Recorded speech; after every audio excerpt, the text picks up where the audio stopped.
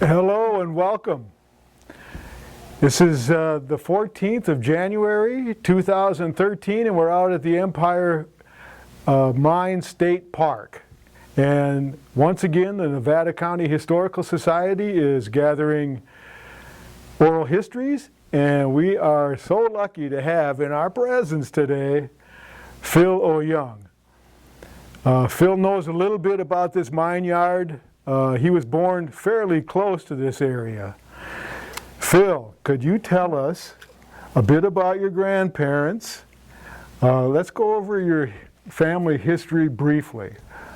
Well, I'm Phil Oyung, and I was born in 1938 down at the family cabin behind the Empire Mill, which was running at that time. And I'm the sixth son of George and Susie Oyung. And my grandparents came from Guangdong province in China around the turn of the century. And they had a sponsor which was part of the mine owners that were operating the Empire Mine at that time. So my granddad got into the country, and my grandmother came with him at that time as servants to the mansion that was being built. And later on, they built a cabin behind the mill for father, granddad, and my mother, grandmother. And then later on, the kids came along, which were all born back in the cabin. And we didn't have enough funds to go to a hospital. We just had all the kids at the cabin born.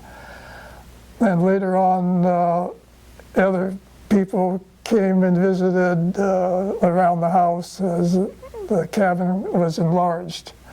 So right now, the state of California is keeping and maintaining the cabin in relatively proper condition, so it's suitable for inspection. About the turn of the century, for your grandfather and grandmother to come over here, do you feel that they were leaving bad conditions in China and had big dreams of maybe leaving or finding a better life here in Nevada County? Is that what? That's exactly what they were attempting to do at that time. It was golden years for a lot of the immigrants from China. They were working the mines and working on the railroad and doing very productive farming. So at that time, things were rough in China.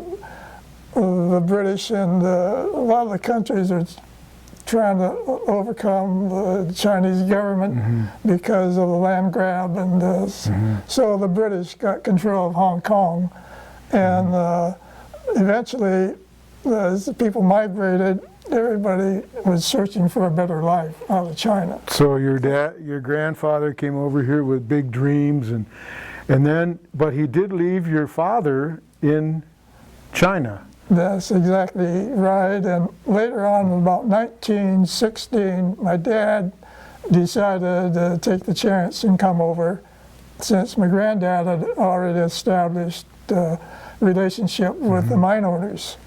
And in that case, he had a sponsor. So when my dad got into the country, then it was easier for my mom, who came in during the 1924 time frame. And she and him hooked up, and the cabin was getting bigger and bigger because of add-on additions to it. Had your parents met before your mother came to Grass Valley? See, the old Chinese tradition was the prearranged marriages. So I'm sure this was prearranged in those days. They just had the man and wife chosen by the parents for the combination of the two, and have the marriage very simply. And so your mother took a heck of a gamble. She's betting that this man in Grass Valley is going to be here. Exactly right. Hopefully he had a proper job. And my dad, he had a lot of experience apparently in agriculture back in the old country. He knew a lot about gardening and some about mining, but he learned a lot when he started going to school here. And Union Hill was a one-room schoolhouse at the time. Being a one-room schoolhouse, there weren't that many kids, and my dad got the job of being a kind of like janitor type of person. He built the fire in the pot-bellied stove and helped out the teachers in different chores. So his name is still on the register at the Union Hill archives. Did he make the hearth, the stone hearth for the potbelly stove? Well, we're not sure of how the history of the building took place. It may have been there when he got into the country because the miners needed education for the kids. So the Union Hill property was donated by the mining companies as a school location. And so the school got built, and most of the kids that were mine owner descendants, they had to go to school, which meant the Union Hill was the closest for many of them. Did the whole Oyung family go through Union Hill grade school? Yes, we all did. And how did you get there? How did you get to school? We walked sometimes, and when I was there, they had a bus that picked us up on Highway 174 and Colfax Highway. And that was about the early 50s. And then once in a while the bus went around, we'd walk to school. But most of the kids around Union Hill and Cedar Ridge, the bus service started up later on. Now, I'm not sure of this, but I'm guessing that you got very good grades and that you were a very good student. Mostly A's. And just like me. Maybe a B in athletics. I was a little bit slow. My legs are kind of short, so I couldn't jump as high as the other kids. But you did compete. Yeah, we had fun. We were playing basketball, baseball. We had a league downtown in the baseball, and Les Eva was the announcer at that time. And during grammar school, I could see the ball coming when I go for a strike.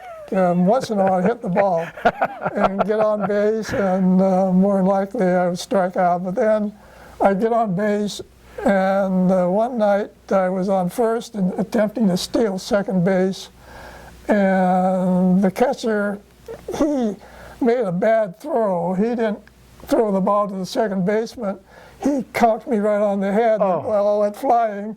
And I got the second, an error, I guess you'd call that one. Beanball. That was a little disaster. And then I'd be out in the field trying to field the balls, and the batters would hit a few around me, and I'd go after them this way and that way and backwards and forwards. And it looked like the ball was coming towards the front of me, and I run forward, and the ball went over my head. So I went in the rough, and my glasses, I guess, weren't fitting me right that night. Yeah, must have been those glasses. It was fun playing baseball, though. It was.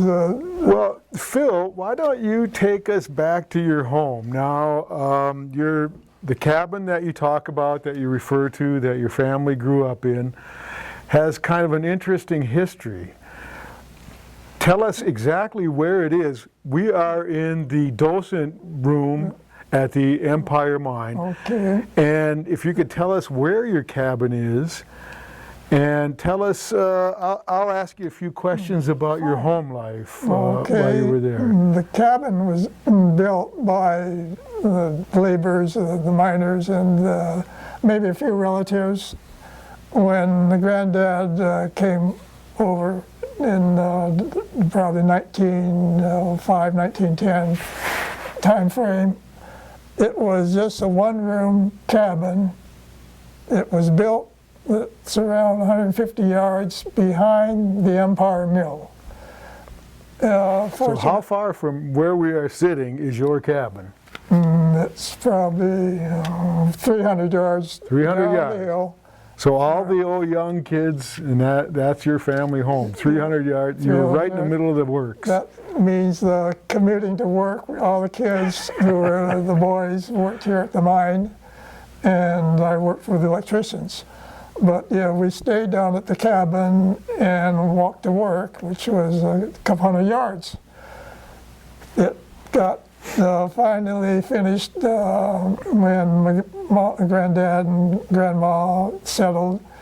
They put in the vegetable gardens, and they put in the chicken houses, and there were goats and rabbits and turkeys besides the chickens. And that was a mainstay for the farm animals. But most of the people, when we started planting, and my granddad was good at agriculture as well as my dad. When my dad came over in 1960, the cabin might have been enlarged just slightly with the back area and the side rooms put on. And they were planting gardens up in the front part of the yard and the back part of the yard. All the water and electricity was furnished by the mining company. And so you had indoor plumbing in the cabin? Yeah, the indoor plumbing was there. We had no septic system. We had a cesspool. And the back ravine is where they dump the sewage. Just down the hill from the cabin is a nice little ravine with blackberries. And it was fine to dump there. There's no OSHA or no EPA. Yeah. So wherever the stuff went downhill, it ended up in the ravine. Well, and when you were in that cabin, most of the time your grandmother was also there, correct? That's right. And as I understand it, she had a pretty firm hand with you youngins running all over the place. Well, she had the old school training from the old country, very, very strict. And nobody got away with any funny business in her house. And she took care with the whacking stick anybody that got out of line. Did she speak English? Very little. So did you grow up bilingual? Yes. So you spoke Cantonese? Cantonese was the typical language. The Mandarin culture was up north in North China, but the southern China was Cantonese.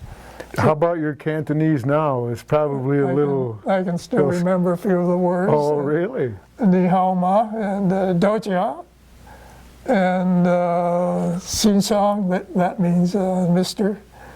So when you had your grandmother there and your parents and the 6 or 7 kids, that was pretty close quarters. Yes. But you make do. Yeah, the enlargement of the cabin was done in a few years for more rooms. But the biggest enlargement came when unfortunate tragedy at the Ophir cottage took place. The Star Mansion had burnt in the year 1935. It was probably 18, 19 years old. The building and structure was fairly new. And in 1935, for unknown reasons, the fire started at the upper level of the Ophir Mansion, which was a home for George Starr. And in the consequences of that burning, there was one part of the bedroom that was salvaged from the rubble, and that room was intact.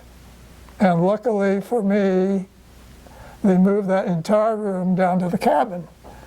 And they moved it as a unit? As one room, and it held together. They must have rolled it on logs. Rolled it on logs? Maybe 200 yards down the hill where the fire took place, and attached it to the backside of the cabin and put in the connecting doors. And that was my bedroom, and my brothers stayed there. And my sister had like a little adjoining room right next to the main room. And that was her room. So in these cabins, you have to walk through bedrooms to get to the dining room or to the kitchen. And that's how things were built in those days. There were no hallways. Well, we're in the kitchen. Why don't you tell us about what was on the table when the Oyung family, did you all get together every night and have dinner together? Oh yeah, there was plenty of food coming out of the garden, and there was bok choy and bitter melon and tomatoes and corn and beans and potatoes and everything under the sun. And it was all grown in your backyard? And what about holidays?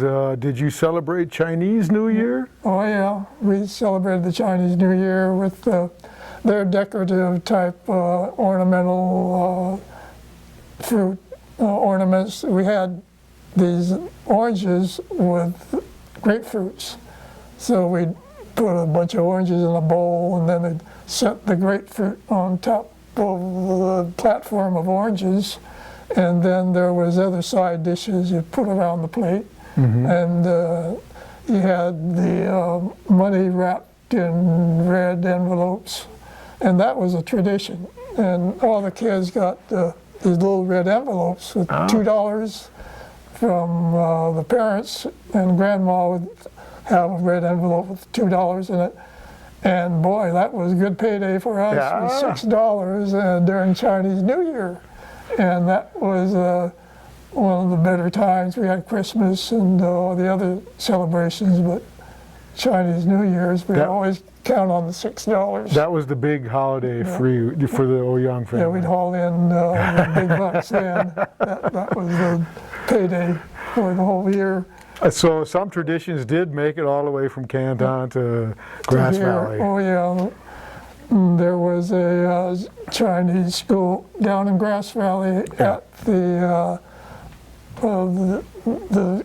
nuns there at the cultural center now. St. Mary's. And St. Mary's had the Chinese school. So Rita and I think maybe Walter, the oldest brother, went to the Chinese school. And they carried on some of the traditions, but eventually the school went away, and we still have some of the class books they handed out during the lessons. So these kids, these brothers and sister of yours, they went to school all day, and then they'd go to... Well, the school day, we'd go to school maybe most of the time at Union Hill. Then otherwise we'd be out digging in the garden, planting the crops. And well, when would they go to the Chinese school? After school? I don't know. Yeah, when they may split days on going to school, or it was maybe a little mixed up for a while. But everybody had to walk. We had basic transportation, but my dad never drove anybody to school, as I remember. Everybody walked. It was either to the movies or to school, and that was the mode of transportation for the Oyungs for a long time. Is it fair to say that your mother and grandmother had more traditional women's role at that time, which was feeding the kids, tending to the kids, and that your dad and grandfather had more of a traditional male role? Yeah, that's exactly how it happened. And my mom would do all the cooking. We'd use a lot of the vegetables out of the garden. And anything unusual that you haven't had? Well, most it was basic foods. They had stews and sometimes a steak or two, and we could afford. My mom liked to bake pasties. And she was one of these cooked by feel. You could feel how much of this and how much of that. She never read how to read recipes. And she could make some of the finest crust you'd ever taste in a pasty. Really? And we'd use beefsteak. And we don't use like what they use now, hamburger or cheap meats. We had the best in town. And those pasties were just plumb full of parsley and onion and the beefsteak and everything you imagine, and they were just the tastiest things. Can you tell me a bit? I'm real curious about the Joss house. Was that a place where the Oyung family went? My granddad, probably my dad and mom, they were Buddhist. When you come from the old country, Buddhism would be the religion. And so most of the Chinese population went to the Josh House. And it was built downtown Chinatown in Grass Valley.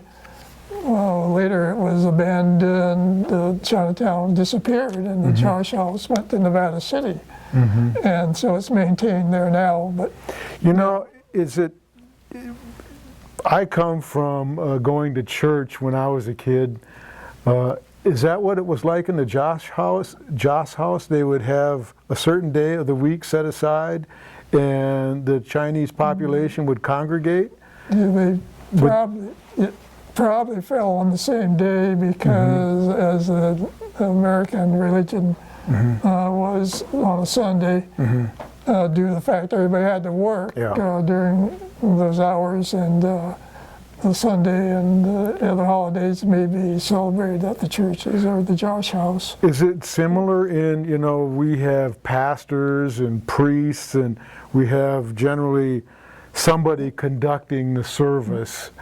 Was it similar to that? Yeah, I never been to, it was gone by the time when I arrived, and yeah, I'm sure they had a central figure who was teaching the Confucianism and the Buddhist religion, because the old-timers would come from the country that originated, and they'd know the history and the books and all the literature.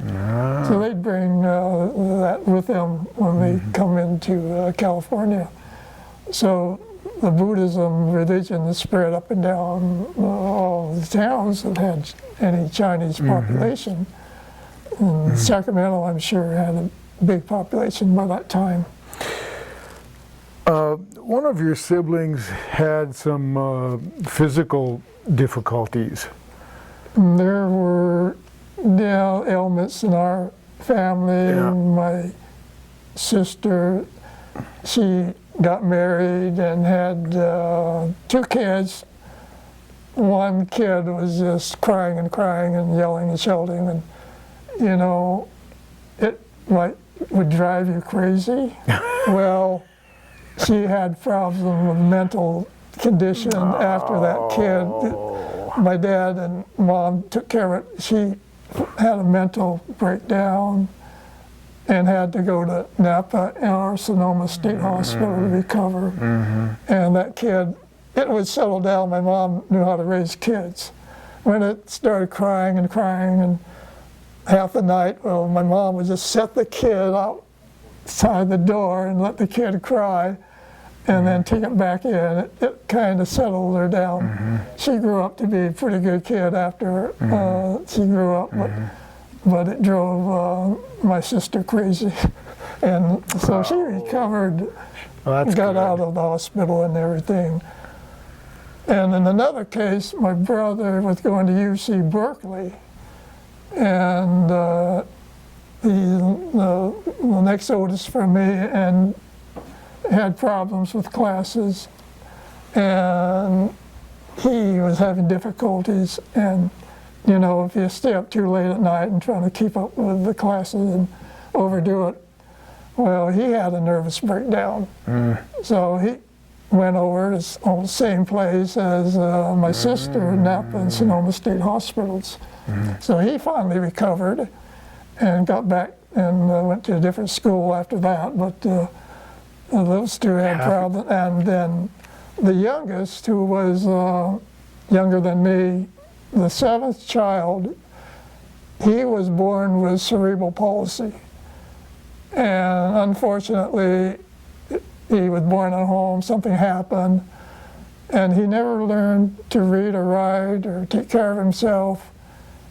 He got to be the age of about 6 or 7 and became a state welfare recipient. He had to go to the hospitals. There was one at Stockton and one at Sonoma he went to, and was taken care of by the state facility. But his mentality was probably well, maybe 2 or 3 year old mentality. He could never relate or speak or understand. Do you feel his presence ever in your life?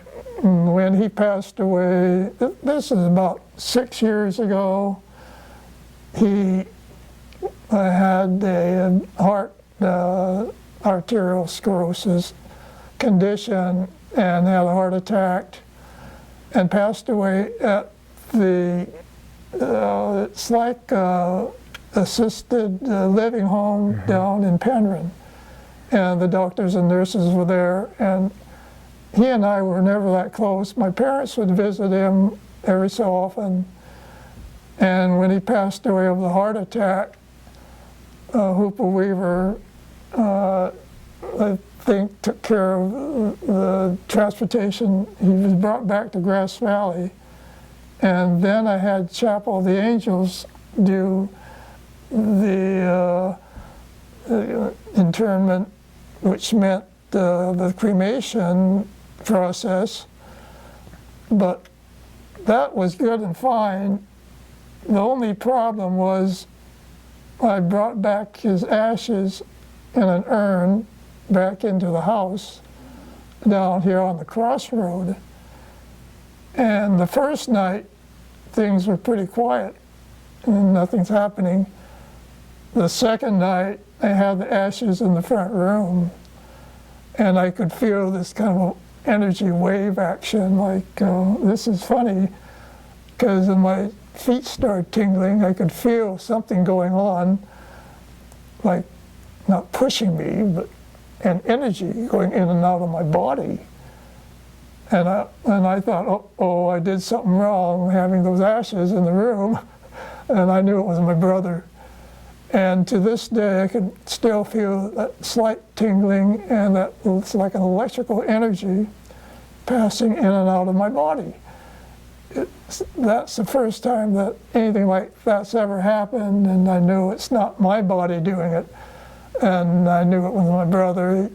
He didn't apparently know where to go and found himself what to do now. Well, he found me, and that was what happened. Now I'm taking care of my brother as a spirit, I guess. He doesn't bother me that much. I can feel him come and go, come and go. Every now and then. Now and then. He seems pretty quiet a lot of times. Do you think, I don't know, this is kind of a tough question. I don't know how Nevada County Historical Society this question is, but do you believe in like spirits and spooks? And do you think this mine yard has? Absolutely. I'll tell you a story. When I worked for the government over in Cheyenne, Wyoming, I worked for the federal government at McClellan Air Force Base for 26 years. And they send me out to places that are kind of, you might say, shaky, like Saigon during the Vietnam War. Well, they sent me over to Cheyenne, Wyoming, to the missile silo locations. And the base that takes care of those missiles is stationed right at Cheyenne. And it's called F.E. Warren Air Force Base. And that's one of the most haunted bases the Air Force runs. They still have to use it because of the missile squadron taking care of the Minuteman and the Peacekeeper missiles. So we were doing some jobs for the Air Force, and they sent me to the BOQ building office at Cheyenne, Wyoming, which was F.E. Warren Air Force Base. And they put me in one of the most haunted buildings on base. Spooks everywhere. And people have known, been scared out of those rooms. One guy. Well, we got to bring her back to Nevada County he here. was there for 2 or 3 days. You know, these are great stories, but we got to get them back to I was Nevada. scared out of that room. You were. And well, the spook I had in my bed, middle of the night, the spook, I had my pants on the chair. I woke up, and there she was, an 1890s lady sitting right on the chair. And if you think I was scared out of my pants, That was a time I believed in spooks. What about the Bourne Cottage, and Yeah. what about All the over. George Starr House? Do you think? I'm sure that the cottage, I'm sure you ask people who worked in there, I'm sure they can tell you stories of spooks. Mm-hmm. I know they're there, and can't help it. Okay, we're going to talk a little bit about mine life. You grew up right surrounded by all this activity.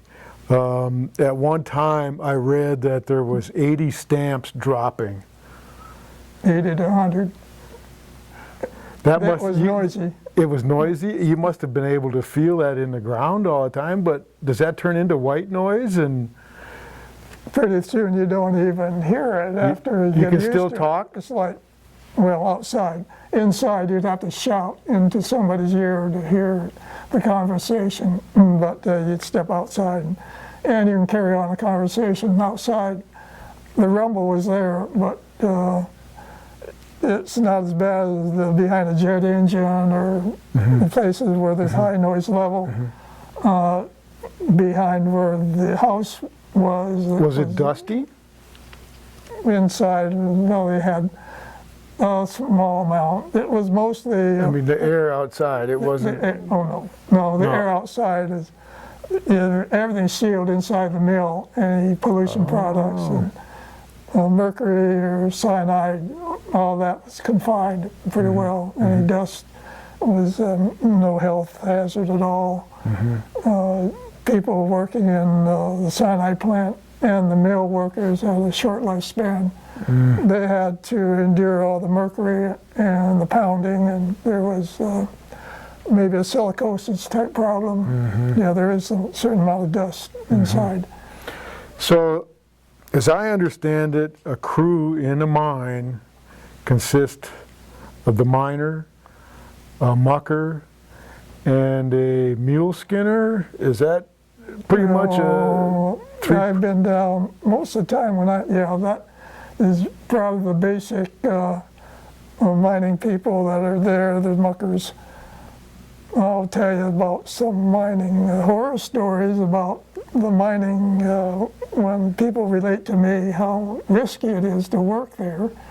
It was times when they were blasting, and you're a mucker or a miner, a mule skinner. You have to be very alert when they are blasting. They would bore the holes with the mining drills and place the dynamite in a series of holes.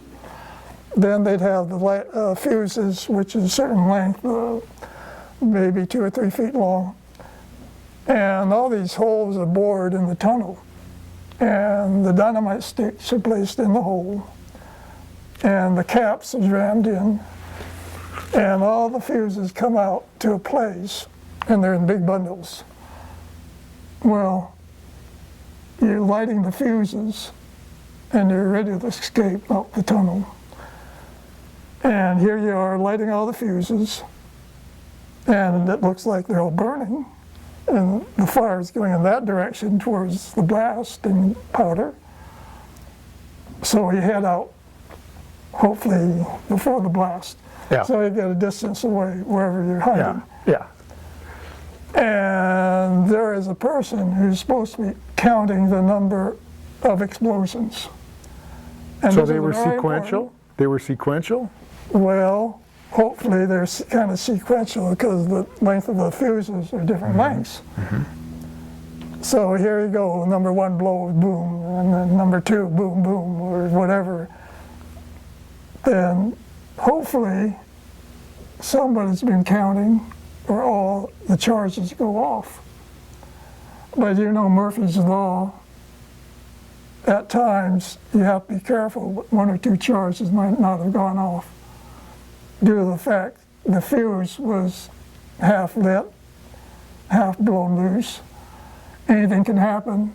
So the fuse that's still burning is going towards the dynamite. And you have the workers are down there doing all their things, getting all the gold ore loaded. And you don't want to have an explosion. And you do have an explosion suddenly. kaboom, and people have been killed that way. And my buddy, who was assistant electrician at the shop I was working, he had to go in and clean up the mess. He was telling me he was picking up arms and legs and body parts. When they had a tragic accident or fire in the mine area, how would they alert everybody to halt operations, or did they halt operations? Well, they had to stop work. They had bell signals tell the hoist operator there's a problem, and they may have had telephones down there, and then send in a crew, mine rescue people, and they set procedures. So was that rescue unit, was that comprised of the people on site? Yeah, the people who were organized to do the rescues would have to get down and take care of whatever had happened. Sometimes a cable might break, or an ore car might run down wildly down the main shaft. You don't want to be in a man car if the cable breaks, because it's like hitting the bottom of the shaft would be not too good. Yeah. Or the cable whipping down the main shaft and you're standing in the way. Were there fatalities in the mines when you were living here? Well, they were as severe. They were more minor accidents than major. Good.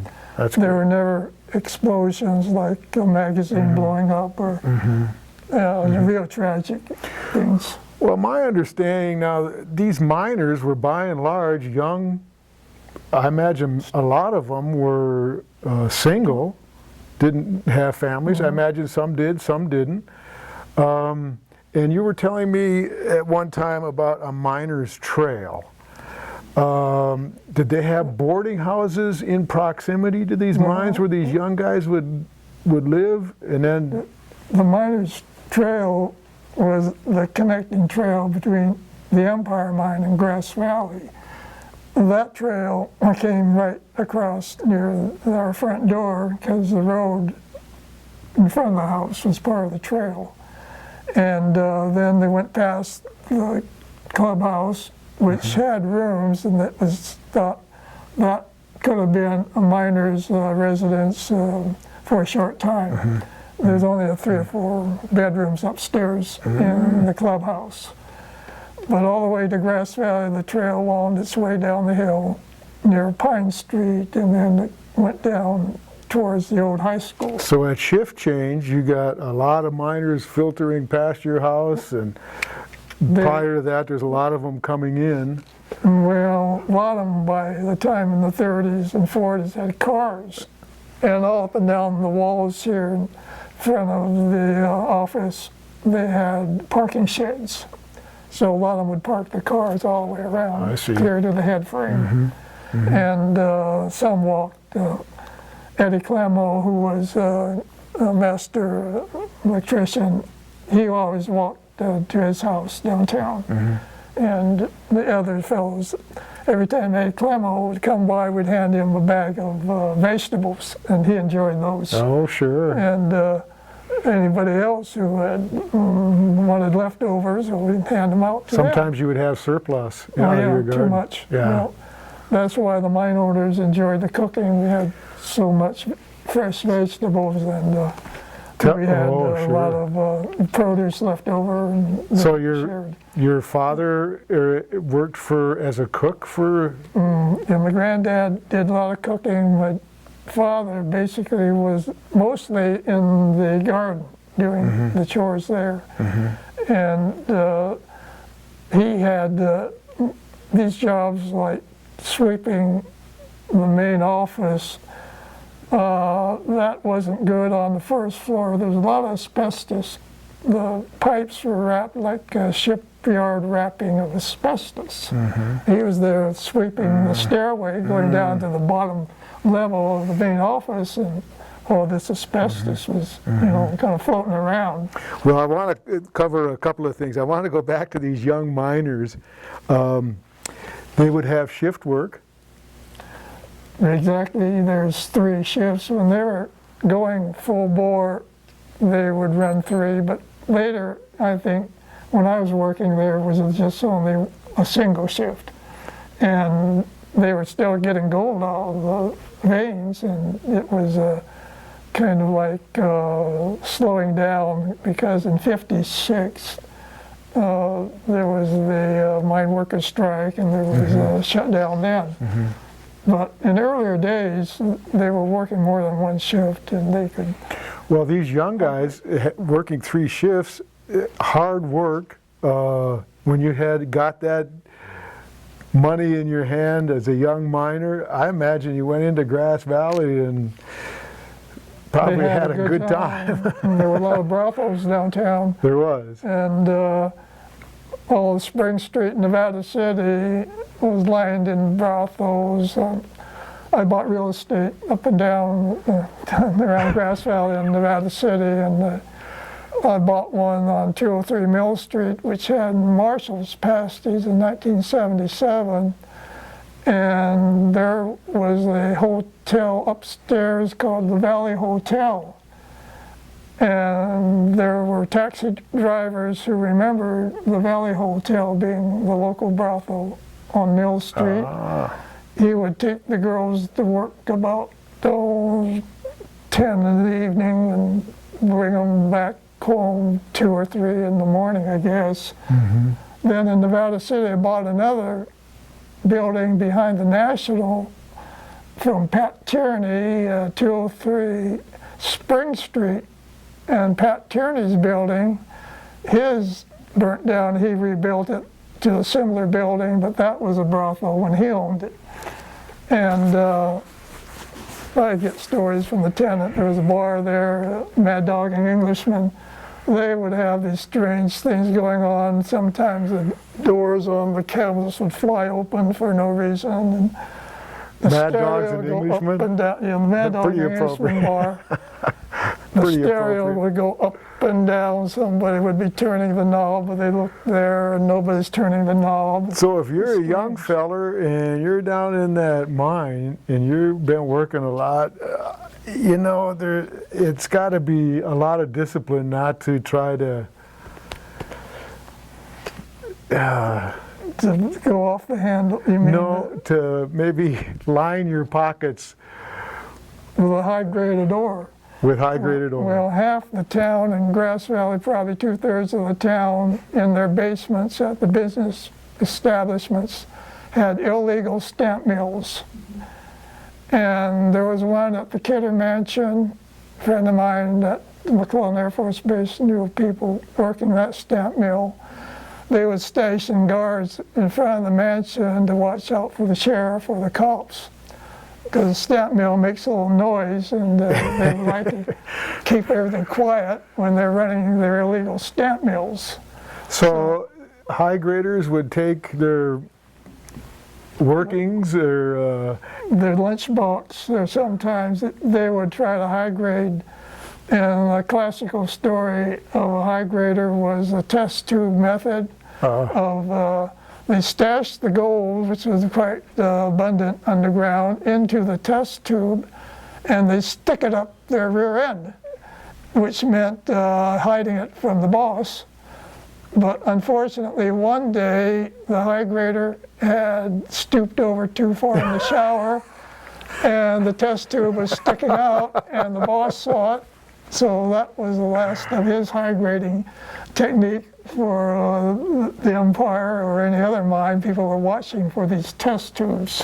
So did they take their product if they could get away with it? And into would they the mill? would they take it downtown and do some tradings at the bars or at? Yeah, well, they'd take anything that was worthwhile. If it's in a test tube or they'd bring it to the local mill under the buildings, and they'd mill it down. And So it was a currency. Underground currency. Yeah, underground currency. Yep.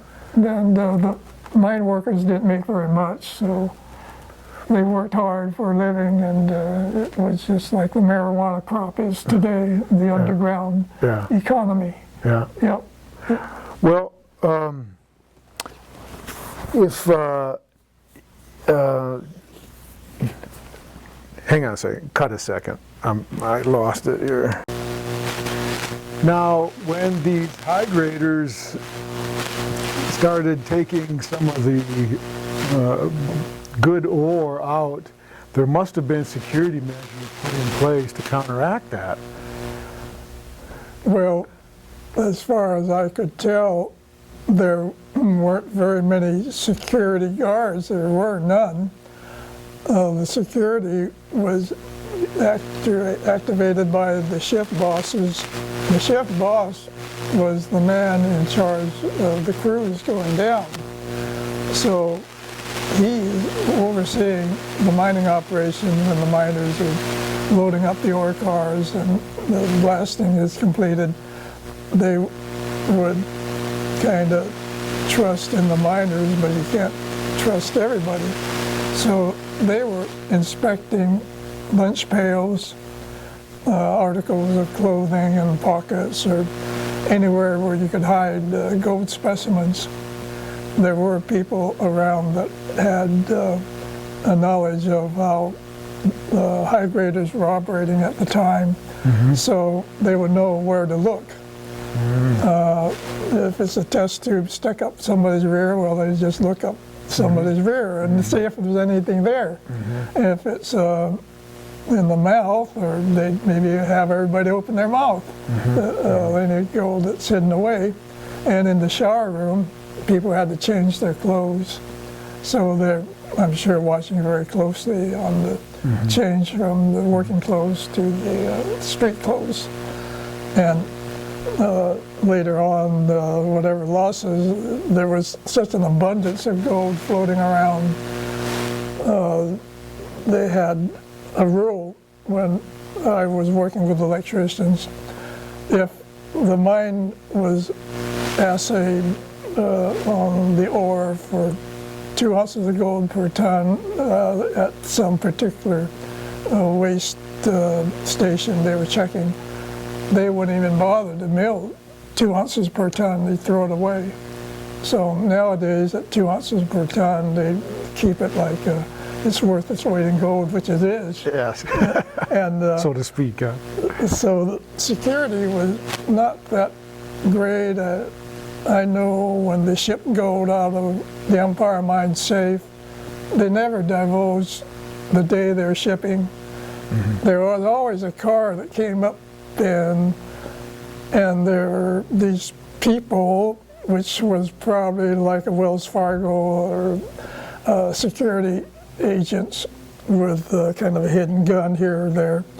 They would load the gold into the sedans or cars and go down to the local killer matching station or railroad access and ship the gold by railroad car back to the main line and have either, I don't know, maybe a San Francisco Mint or wherever they shipped it to would account for the volume of gold coming out of the mine. On one side of your cabin is all this mining activity, the noise and the hubbub and the commotion and all that. And on the other side of your cabin was the country club, which is a whole different scene. And exactly right. I worked. Tell us about that country club. Who belonged to it? What were the activities? I always associate a country club with a golf course. Well, I haven't seen any golfers out here. This style of country club that originated during the time of after the Bourne Mansion was built in 1897, and they put in the garden, and then 1904 to 1905, the country club went in, and this was a unusual fixture because it was located on Empire Mine property. Ranger Jane told me this story of how it originated. When the wealthy people of Grass Valley wanted a place where they can have parties and celebrate, they picked the Empire Mine properties good location because they had already built the mansion and the yard, landscaping with all the lawns. And it was decided that at that time, the mine owners said, good and fine, you folks build the country club on your own money and your own labor, and you can put it on Empire Mine property. So they found the choice location to locate it, and there it went. The entire construction and the labor and materials furnished by the wealthy country club members. And then they had their parties, and I worked there and took care of the fireplaces and helped clean up garbage. Oh, you had a little job there. And yeah, we worked there on many occasion during grammar school and high school. And so when the state park came along, Ranger Jane Hall, she explained to me how they had to settle out this problem with the building, a fixture which is permanent, not part of the entire sale of the acreage at the time. So that clubhouse is an island? Now they finally settled it out, according to Jane. It was probably an agreement. I don't have all the details, maybe a 99-year lease, that the Grass Valley Country Club could have use of the building in perpetuity, and then the state park would do the maintenance and the upkeep to keep the building in condition. And it had to be deeded back to the state as a permanent fixture. So I guess that's how the status ended up of the country club. What kind of sporting events, or there's no golf course, and so they must have had activities over there. The country club of this type, they had its tennis court, which was the British English style activity at the time. It had the croquet court. Very British. And it had the bowling alley. Very and British. The balls were quite small. They were like miniature bowling balls. And then it had the shuffleboard. It had the dining room and the main ballroom, which had all of the stuffed elk and deer and the antelope. Are these activities still up and running? Do they get used? Oh yeah, the country club still has their parties there and the special events at the state park. Can a Nevada City resident get into the country club? Well, if you join the Grass Valley Country Club and have a sponsor, you can you're very welcome to use it. Oh, you have to have a sponsor. So I don't have much of a chance. It's a fun club. We used to go in there and clean up after the parties. They'd have a 4th of July party. This was back in the 50s. They had so much booze out on the back patio left out from the party, nobody would even take it home. And here we are cleaning up the Coke and the liquor bottles, and most of them half filled with liquor. And I tried some of their Jim Beam, and I kind of spurted it out. And do you mean people drink this stuff? That's like that took care of that. gut or whatever it is. So that took care of my drinking habits for a lifetime. Wow. And so we cleaned up, well, I guess we just dumped all the liquor, and maybe, I don't think they were recycling bottles at that time, so we hauled everything out to the dump, which was the disposal. The Empire Mine dump is located a distance from the tailings pile on the east side, and the Little Wolf Creek, I think, is a drainage. So all the leftovers, the residues, old tires, and the toxic material all went down into the dump. Do you think that Jim Beam bottle is down there waiting on you? It may still be there. It might be a little empty. But Did you ever personally go down in those mines? Did you work the mines? When I worked with the electricians at the electric shop here at the Empire Mine, we went down underground quite a few times to clear up electrical problems. They were salvaging back in the late, it was 1955, 56, they were shutting down the mine. So there's some interesting locations. We went down to salvage equipment. The best run of the mines was probably the Empire. The hoisting machines were running good, and the Pennsylvania mine I thought was the safest. And then we went down the old North Star mine. I thought scared me quite a bit, because I don't think anybody in the right mind would go down that mine except for salvaging equipment. Why? What was that one? the shoring, the timber? It was very scary, as well as the North Star Central, but the old North Star with the original diggings. And through the years, there was a big sinkhole there. It looked like it was 50 to 75 feet in diameter. Big sinkhole developed, but they decided, last year I worked at the Empire Mine, decided to pick up leftover machinery near the bottom of the old North Star shaft.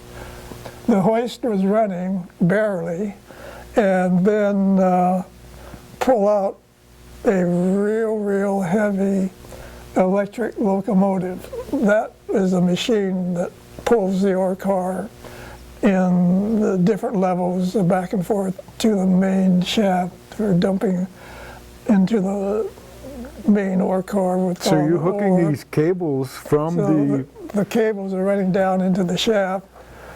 And so that day we went down, they decided, well, they'll salvage a battery car, which was behind the electric locomotive, as well as the locomotive, which was probably double the capacity of the motor that was running the hoist.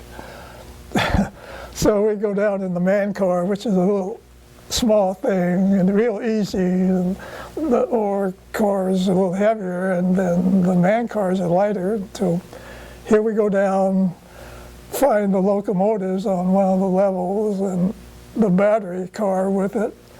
They hook everything together and attach it behind the man car. So we got 3 cars all strung up, ready to hoist. Then we pull the bell signal, a little hand lever switch, bing, bing, bing. It tells the guy up at the hoist room, start pulling slowly. So here we are, we're in the first car.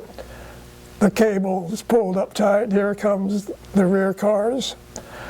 That's good and fine. We're on the main track, which is going up. It looked to me like 100% grade. It looked steep, and it's probably about less than 100, maybe 45% grade anyway. straight up. We go over these little humpy places like a roller coaster. And I hear the cable moaning and groaning. We're at a spot where it was the steepest in the shaft. I swear it must have been close to 100% grade going up, right up the top. And I think, oh boy, is that cable going to break, or what's going to happen? If anything happened, we'd be a dead duck. It finally made it over the top and was pulling hard. And we finally got up to the surface level. And I thought, oh, I made it. And we talked to the hoisting engineering guy. He told us that electric motor in the hoist room is as hot as a firecracker. If that thing burned up, we'd be having a fast ride down. They never tested their safety equipment. There's things that's supposed to happen to stop the machine from breaking loose and unwinding all the cable and you ending up at the bottom of the shaft. That's cutting her pretty thin. But this was a similar thing that happened over at the old North Star, well, it's the North Star Central, and that shaft was built like a coal mining shaft, a double duty, one tunnel vertical and the tunnel next to it vertical. So the man car went straight down like in an elevator. So they were shutting down the mine. There were no doors on the elevator. The front, there was one protective door right at the top level so nobody would fall down, go down, hit the cage, which would be descending or stopped at a certain level. So we get into the cage, no protective door. You stick your arm out, and these timbers are flying by when they're lowering the car. So we go down 1,500 or 2,000 feet of cable, and all this water is coming down. It's like torrential rainfall, and they got the pumps running, but hopefully it's dewatering the mine, and all this water is coming down. So they finally get to the level where we want to get off. The water is coming down, and the cable, it must have been running maybe over 1,500 feet of cable. The car stops and it starts bouncing up and down, oscillating, because the cable is stretching. So you got to wait for the car to stop bouncing, then you can get out. Of course, there is no door between the cage and the level. You just make sure that the thing's not moving on you when you're getting out, because you don't want to be cut in half when the thing, if it drops. But they said, well, if something happens and you get caught between levels, well, then you got to wait for somebody to fix the hoisting motor. If the cable breaks, there's supposed to be these finger-like dog things that catches the tunnel, but those have never been tested probably ever in the years they were operating. So the car could just end up 5,000 or 6,000 feet down underground, and you'd be a mashed up character. I'm guessing. You wouldn't be recognizable. I'm guessing that once you got out of the mines and got work above ground, that was just fine with you, huh? They're the happiest moments of everybody's life. My dad never did like working underground because of the silicosis, the dust problem, as well as the risk of machinery failure or blasting, or any of that work is highly dangerous if you're not careful. So person, no matter where you're working, if it's in a mill or in a carpenter shop or even in an electrical shop, they never taught me too much on safety, but I knew when to stand back when somebody's throwing a switch or opening up a circuit or closing a circuit. There in the hoist room, I used to listen to the circuit breakers when they're running the hoist up here at the Empire Mine master switch area. Inside the room there was a bank of circuit breakers, and the hoistman, he's there working his controls. Every time they'd kick in the motor, the circuit breaker would close, and all the amperage going to that motor, the sound of that breaker sounded like a gun going off. Bang! Oh, he started up the motor. Almost cover your ears. And then he'd read the lights and then the bells, signals, and all. Phil, I could sit here all day. I could sit here all day and listen to your stories. But sooner or later, we're going to have to wrap this thing up. But I do have one question for you. As I understand it, your granddad had his body taken from here back home to China. That was part of the custom. If a person died not being in his home country or in his hometown, I guess the gods or whoever would ostracize him. So he wanted his bones to be buried back in the old country and not be left behind. Were they buried here at one time and then they exhumed? No, he left on his own 2 feet back in the early 30s. So Grandma stayed and took care of the kids. And I guess he went his way, and Grandma was up at Glenwood Cemetery. And so you've had quite a remarkable family, and look at all the different worlds you have experienced in your lifetime here. Huh? We enjoyed the mansion, and we always snuck into the swimming pool. Perfect. And snuck into the bowling alley. And perfect. Played tennis all we wanted to, no cost. So that was a fringe benefit, and it was the kind of a lifetime dream to be living in an area where everybody was you worked hard, friendly, and we were like family to the mine owners. So Mom and Dad knew the Stars and Johnny Mann and all the mine managers real well. Phil Oyung, you are a lucky man. Well, thank you. And I'm going to thank you for sharing your stories with us. I really appreciate that. I'm glad to share it with anybody who is interested Well, in the family anytime. we're going to try to get this out to the residents of Nevada County, and that's really important. These stories are very important. Well, And I want to also say thanks to a couple of other people here. First, I'd like to thank Clarence Motter. He's been with us doing a lot of help for a long time. He's a real good hand.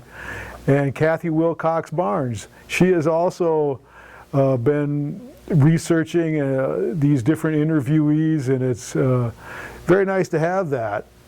And I would also like to thank Mark Triolo. He is the main videographer today, and he shared his talents with several other people here. And again, thank you, Mark. Thank you, Phil. thank you. Excellent. Appreciate it. All right. No, it's all our benefit. Okay. Thanks, y'all. I'm sorry I can't speak.